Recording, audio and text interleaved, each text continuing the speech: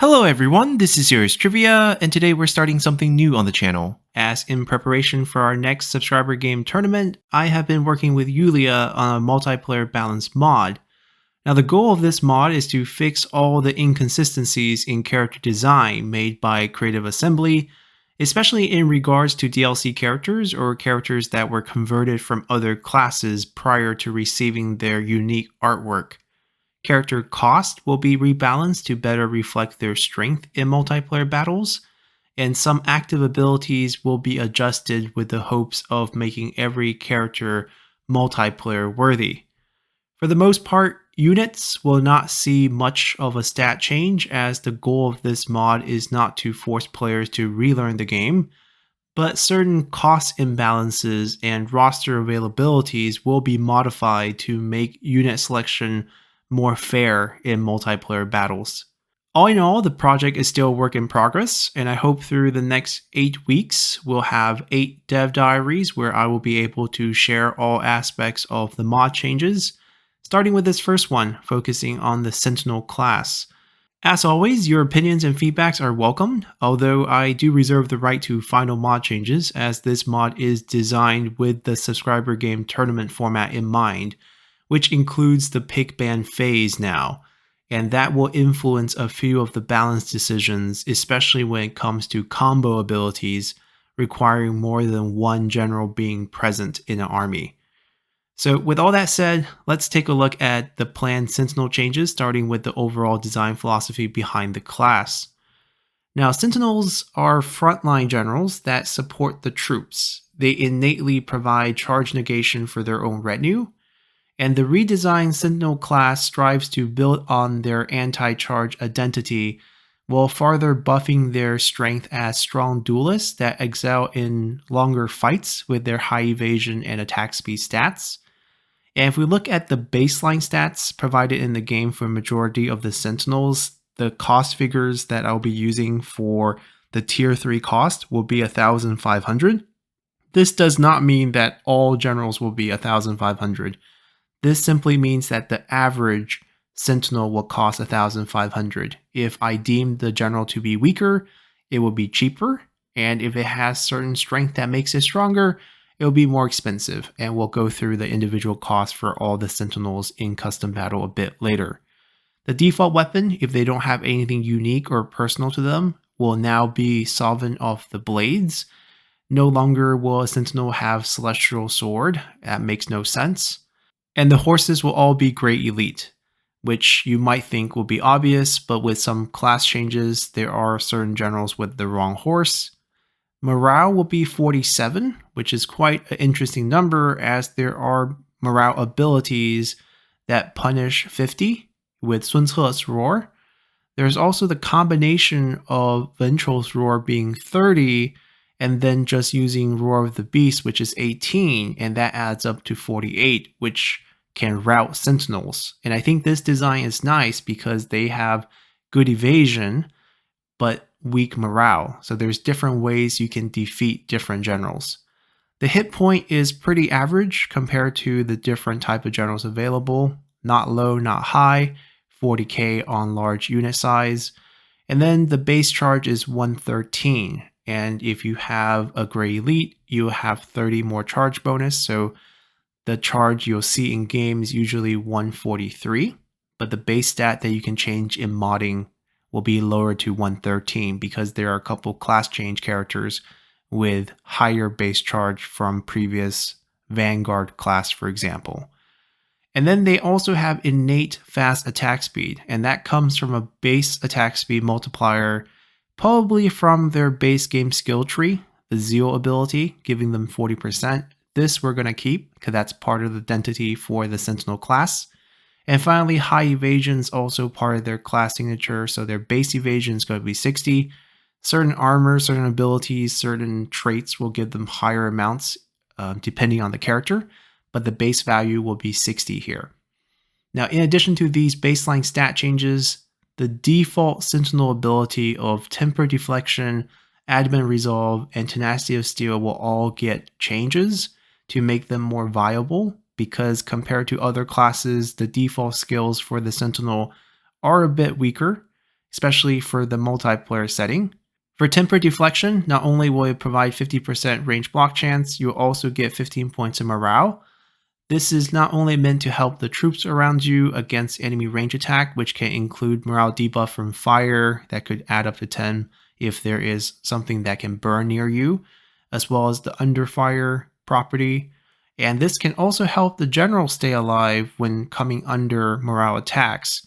So depending on the cooldown timing, these are relatively lower cooldown and slightly shorter duration combos compared to, say, the commander class. So I feel like giving them something of a morale boost, make Temper Deflection a bit better, and have multiple uses depending on the situation. Then for Adamant Resolve, this is sort of a frontline ability in my opinion. It's when your troops are in combat, it's when your generals are in combat, but for most Sentinel generals, they already have high evasion, so this is really just for the troops. And the whole concept here is to give that frontline effect. You already have charge negation by default on your retinues. You're now giving them not only 50% melee evasion, but also charge reflection and 500% charge resistance to stop the enemy mass from charging into you and knocking you down. So this is a pretty good frontline ability now, and with charge reflection and charge negation, you can counter things like elephant charges, general charges. You can try to go for dismount with certain formations. Opens up a lot of possibility for the Sentinel general as sort of this frontline buffing general, aside from using them for melee. Now, their main strength in melee comes from their tenacity of steel in the campaign, but these phase abilities take way too long to charge up in multiplayer, and your enemy as a human player can wisely time you out by just removing themselves from combat for a little bit, which forces you to reset. So the changes that we're going to make to most of these phase abilities will be changing the phase 1 through 4 to 1 second, 2 second, 3 second, 4 second. So you can easily get the first couple phases charged up where you get, 5%, 10%, 25% damage. But you still need that sustained combat of longer than 10 seconds to get that full 100% phase 5 damage.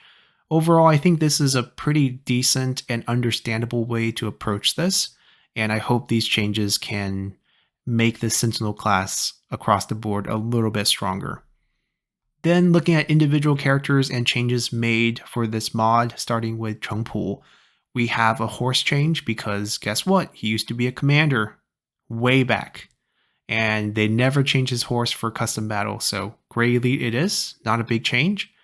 His unique ability, Exemplar, I don't think needs a change. It gives him pretty good identity as a buff general for your other two generals in the army, since he will give them, at an infinite range, infinite duration, increased melee attack rate and increased melee evasion, which are all significant buffs.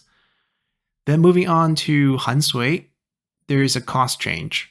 So currently in game, he's very cheap, 1125.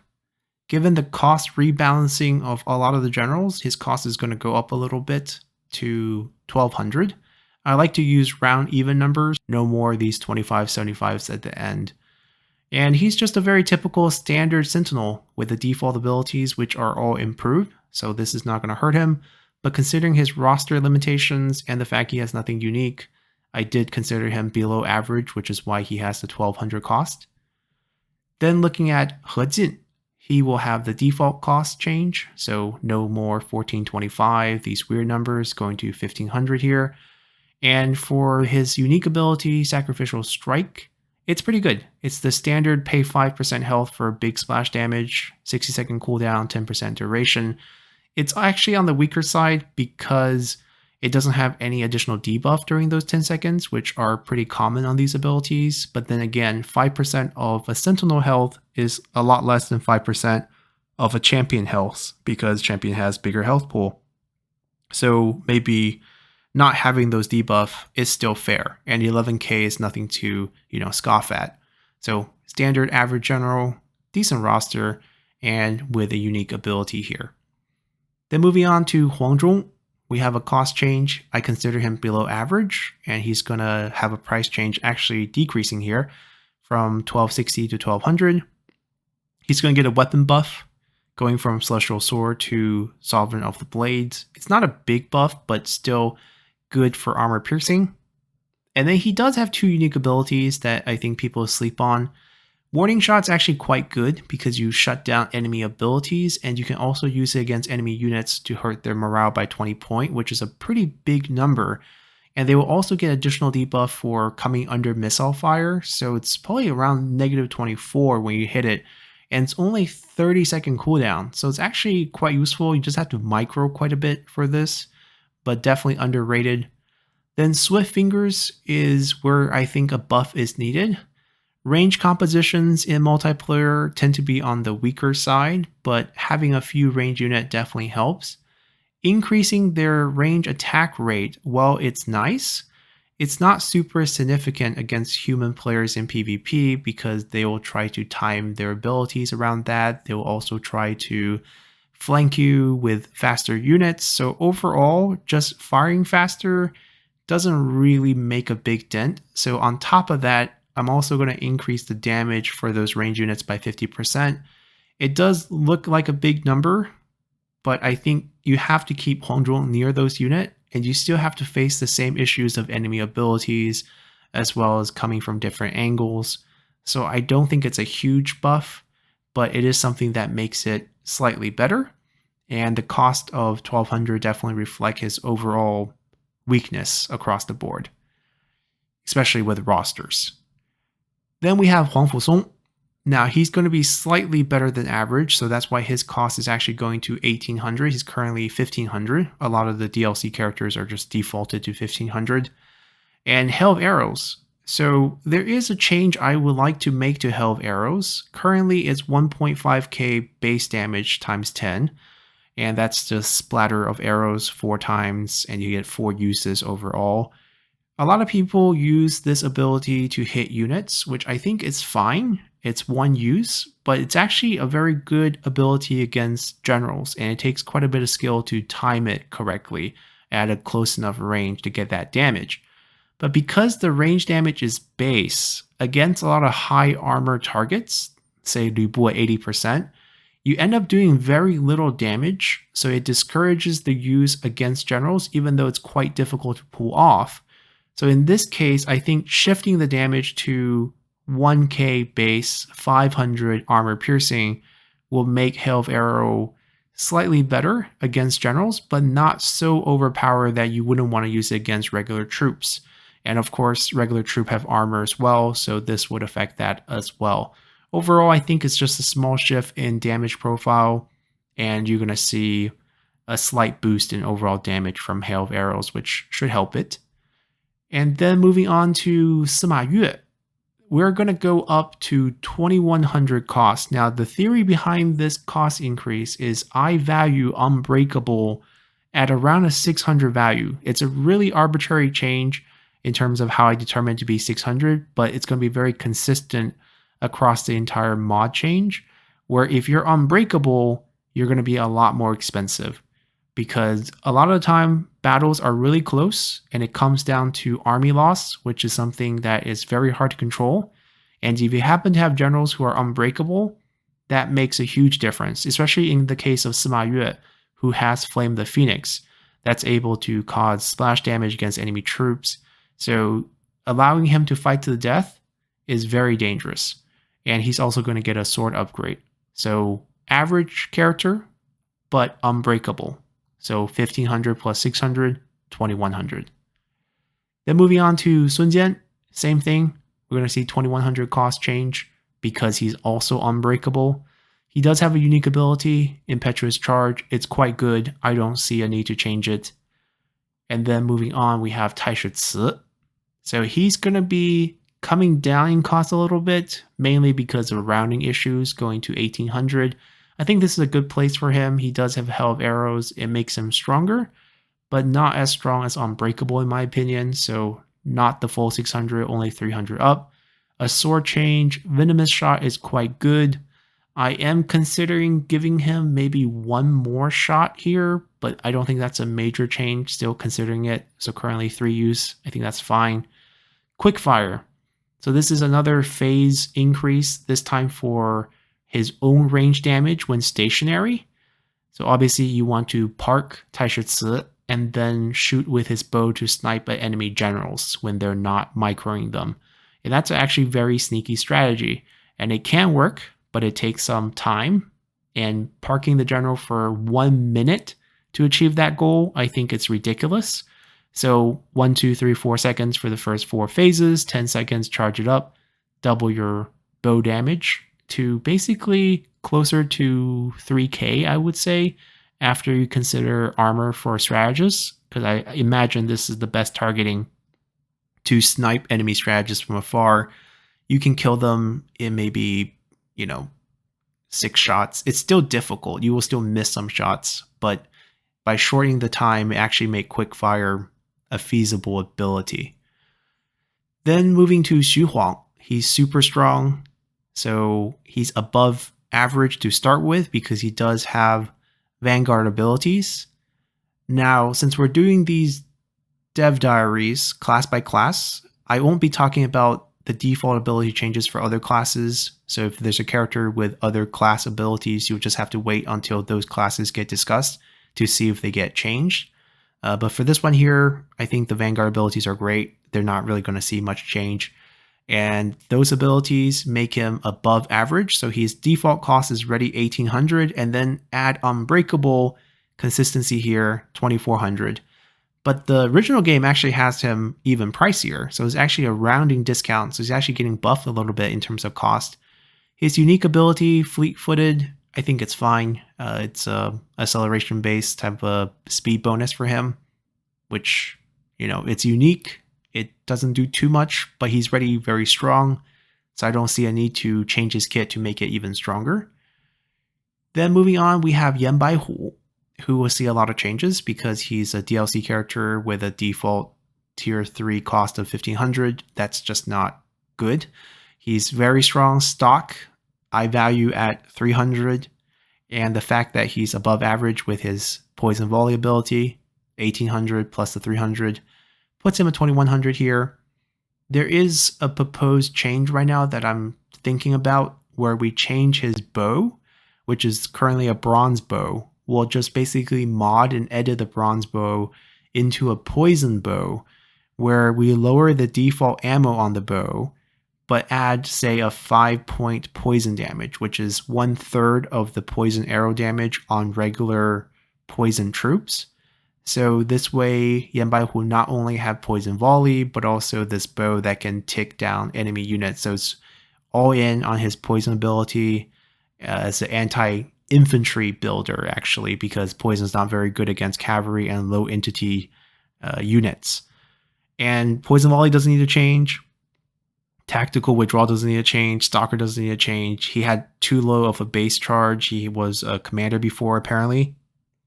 So now he gets Great Elite, and his morale was off. So he's going to get a 2-point morale change. Overall, cost is going up, which I think is a better reflection of his value. 1500 is too low.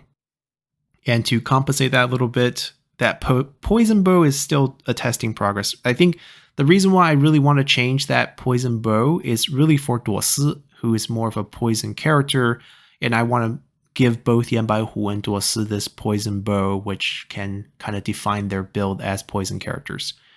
We'll see how that goes. Then we have Yue Jin, who is going to see a cost discount going down from 1815, which is way too high for him, to 1500. He was, I think, a Vanguard, which is why he had 181 base charge. That's coming down to 113 to reflect his class as a Sentinel. And if we look at his unique ability, Impenetrable Redoubt, we're going to make a few changes. We're going to remove the defending condition because that's super arbitrary, especially for multiplayer battles, because who's hosting can decide which side people are on, so that really limits Yue Jin. So now as long as he's on the field and it's not routing and the stronger enemy is still there, you get the active for this.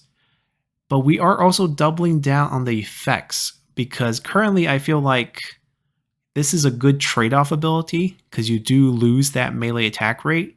So we're just going to make it feel stronger overall in terms of the buffs and the nerfs. So we're going to get increase melee evasion by 50%, increase range block chance by 50%, 10 points in morale when your army is weaker, right? Stronger enemy is the active now. And at the same time, your own troop will do a lot less damage. So you're getting a huge defensive boost when you're getting beat, and you're hoping to grind your way back into victory by having this insanely high melee evasion, but you're going to have a lot of difficult time doing damage back. So this gives your enemy also a counterplay opportunity because you can bypass melee evasion with charges. So if you're stuck in melee versus melee fight, this is sort of a turnaround. But if the enemy have cavalry, if the enemy have generals with splash abilities, this would not save you. And also, once you turn the battle around to the point where you're no longer the weaker side, this turns off. So it's not going to help you win the battle, but will save you when you're losing pretty badly to try to make the battle into a more even state. So I think it's a pretty interesting trade-off ability, and buffing it at a much higher extreme of 50% makes it a lot more interesting. Then looking at Yue Jin, it's just a cost increase. He's way too cheap, 1080. Now it's 1500. He's decently strong, no weaknesses, inward focus. It's actually quite good. You get a full 60 seconds of increased melee evasion of 50%, making you over 100%, so 4% hit rate. And then you're also getting double melee attack rate, which is insane. So very strong dueling ability. You can trick the enemy to fight you on foot. You will kill them super fast. So I think he's a pretty secretly OP pick, and increasing his cost will definitely reflect that. Then we have Zhang He, who was too expensive in my opinion. He's not that strong, so he's going to see his cost go down to 1500. He was a Vanguard, so we're seeing the Grey Elite, we're seeing the morale boost, we're seeing the base charge bonus change. His unique ability I think is fine. Geographic Mastery, it's a whole army, infinite range, infinite duration buff. Small buff, but definitely very interesting, especially against stock units. And then we have Zhang Liao. He's going to see a minor cost change, just rounding issues. His Resolve the Righteous, I think, is fine. It's a very powerful ability when you're on the weaker side, and it won't save you and help you win the game because it goes away whenever you're not the weaker side anymore, but it does provide this save. And 25%, 33% with no drawbacks, I think it's okay, especially compared to the 50% bonus and drawback we showed on Yue Jin a bit earlier. Then finally we have Zhao Yun, who is going to get stronger here because his main thing is his Elemental Vigor ability, which is really hard to trigger. If you look at the phases, 15 seconds, 20 seconds, 25 seconds, 30 seconds. So it's impossible to really trigger this in multiplayer right now, since you need, I think, about 2 minutes.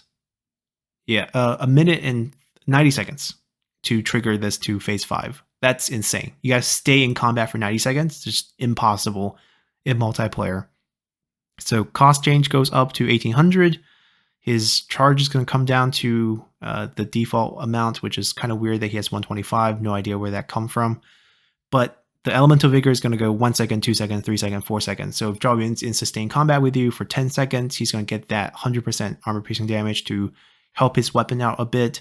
And also Unbreakable, plus that 25% melee evasion to boost him to 85%, which is quite strong. Which makes Zhao Yun quite strong, as he does have the splash from the Flame of the Phoenix. So it's good to see him coming back a bit with this ability, with this change to the phase timing. And that's going to do it for all our plant changes for the Sentinel Generals, not including any unit changes that will be applied to any of them, including cost and roster differences, as we'll be covering all the unit changes in a separate dev diary in the future. Hopefully you all like what you see, and remember to like the video to help out the channel, and also subscribe so we can hit that 30k subscriber milestone faster, which will be the trigger for the start of our next subscriber game tournament. If there are any changes that you disagree with, or have additional changes that you want to propose for the Sentinel class, feel free to drop them in the comment section below. And I'll see you all next week for the dev diary on the Champion class. So until then, bye!